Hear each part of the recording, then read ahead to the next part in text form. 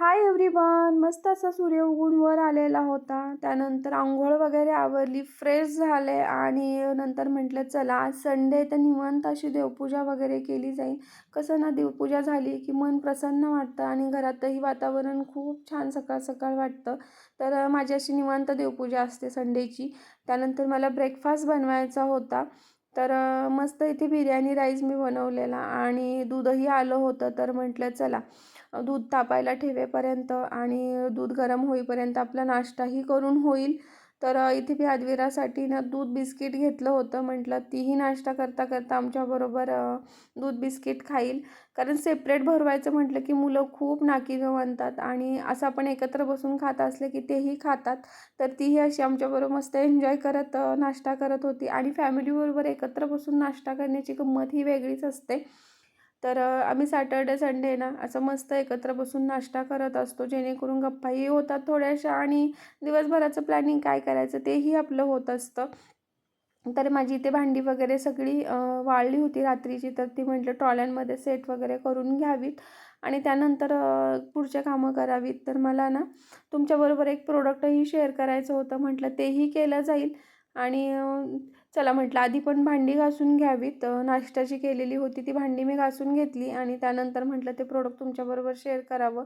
तर मला ना अशी भांड्यांच्या जाळीखाली एक मॅट हवी होती की जेणेकरून भांडी घासली ना पूर्ण पाणी होऊन जायचं किचन वाट्यावर आणि कापड जरी टाकलं तरी ते कापड आहे ना थोड्या वेळाने ते पाणी पूर्ण सोडून द्यायचं. कारण कापडमधलं पाणी नाही वाळलं तर ते कापडही गजगज करतं असं. तर म्हटलं चला तीही मॅट तुम्हाला दाखवावी. खूप छान मॅट आहे आणि पाणीही खूप छान चांगल्या पद्धतीने शोषलंही जातं.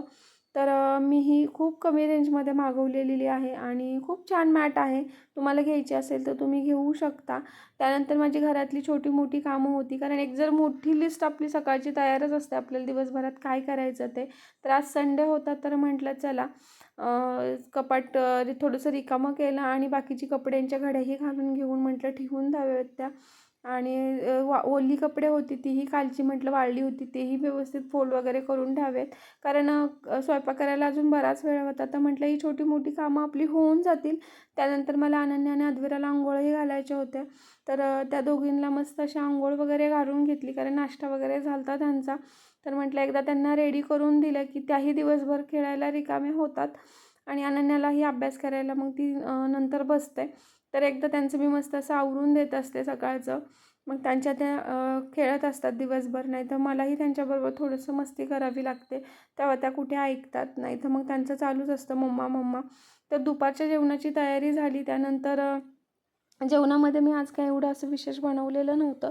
साधा सिंपल दोडका आज करावं म्हटलं, रसाचा दोडका. तर खूप मी साध्या सिंपल पद्धतीने रसाभाजी करत असते दोडक्याची. त्यानंतर पीठ वगैरे इथं मी ऑलरेडी मळून ठेवलं होतं.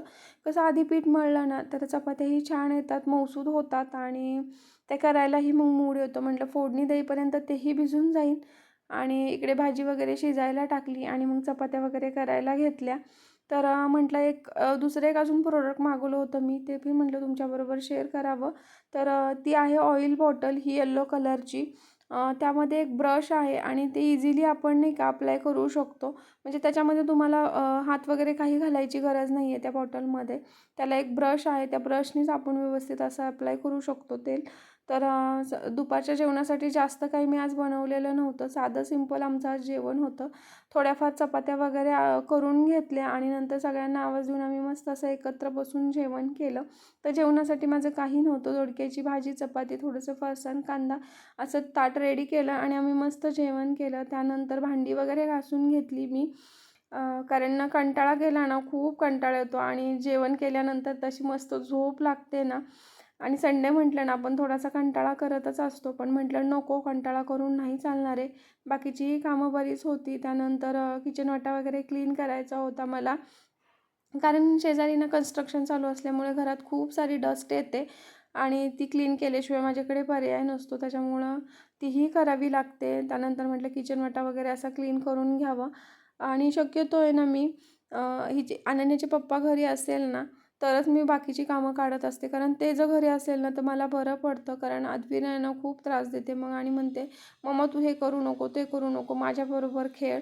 आणि तिला मस्ती करायला तर खूप आवडते. पण सॅटर्डे संडे दीदी घरी असली ना मग मला थोडंसं बरं वाटतं, कारण ती तिच्याबरोबर बराच वेळ टाईम स्पेंड करत असते, खेळत असते तिचा अभ्यास करता करता. इथे नवरात्री झाली तरी आमच्या दांडिया काही संपलेल्या नव्हत्या, चालूच होतं. त्यानंतर कपडे वगैरे वॉश केली आणि तिची अशी मस्ती चालते. तिला वर कट्ट्यावर बसून आहे ना खेळायचं असतं मी कपडे वाळू घालेपर्यंत. तर अनन्या म्हटली आज मम्मा संडे आहे तर काहीतरी स्पेशल चटपटीत बनव ना आपल्याला खाण्यासाठी. तर म्हटलं चल तुला नूडल्स बनवून देते, पण मी त्याच्यामध्ये भरपूर सारे व्हेजिटेबल्स घालणार आहेत, त्या तुला खाव्या लागतील. तर म्हटली हो मी खाईल, कारण ती मी तिला टिफिनला जर व्हेजिटेबल्स दिल्या काही तर ती बिलकुलही खात नाही. अख्खा टिफिन घरी घेऊन येते आणि कोरडी चपाती खाऊन येते, फक्त टेकून टेकून भाजी खाते. तर म्हटलं आज मी तसं काही तुला करून देणार नाही, तुला खावं लागतील. तर मस्त असे आमचे नूडल्सही झालते. तेही आम्ही एन्जॉय केले. आणि तुम्हीही तुमच्या संडेला काय काय करता ते नक्की सांगा. आणि माझे व्हिडिओ तुम्हाला आवडत असेल तर लाईक आणि सबस्क्राईब करायला विसरू नका. चलो बाय बाय, भेटूया नेक्स्ट ब्लॉगमध्ये.